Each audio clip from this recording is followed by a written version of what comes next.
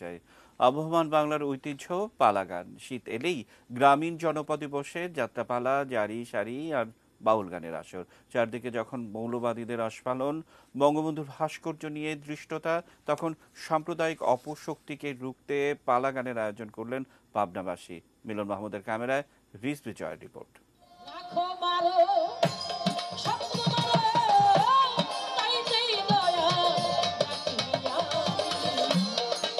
হেমন্তের কুয়াশা মাখা রাত, পাবনার কাজিরহাট স্কুল মাঠে বসলো পালা গানের আসর। সারাদিনের ধান কাটা ও মারাই শেষে এসেছেন কৃষকরা। আশেপাশের চরের গ্রাম থেকে হাজির মাঝি, জেলে, রিক্সা ভ্যান চালক সহ অসংখ্য মানুষ। এ গানের আসর তাদের প্রাণের আয়োজন।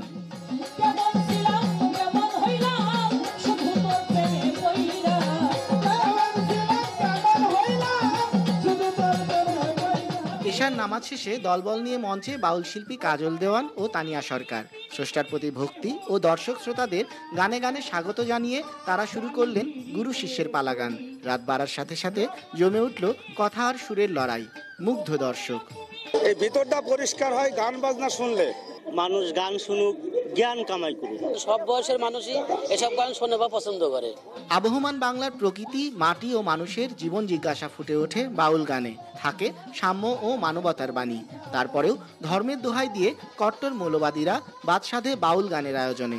তাদের উস্কানিতে আগের মতো গানের আসর বসে না, বায়না হয় না। করোনাকালে তা আরও কমেছে।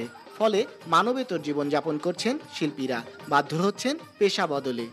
ওরা সবসময় সুফিবাদের বিরুদ্ধে কথা বলে, তারা কিন্তু মূলত পক্ষে তারা এই জঙ্গিবাদ তৈরি করছে। কেউ খেতে খামারে কাজ করতেছে, কেউ রিক্সা চালাতেছে, বিভিন্ন কর্মজীবীতে তারা ব্যস্ত।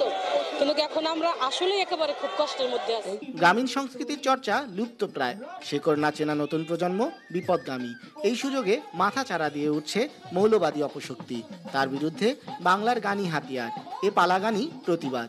এই গ্রাম বাংলার ঐতিহ্য গান থাকলেই এই অপশক্তি উত্থান হতে পারবে না। গ্রাম বাংলার ঐতিহ্যবাহী গান দিয়ে আমরা মৌলবাদীকে এই এলাকা থেকে নিবাক এবং ধ্বংস করার জন্য আমরা প্রস্তুত আছি।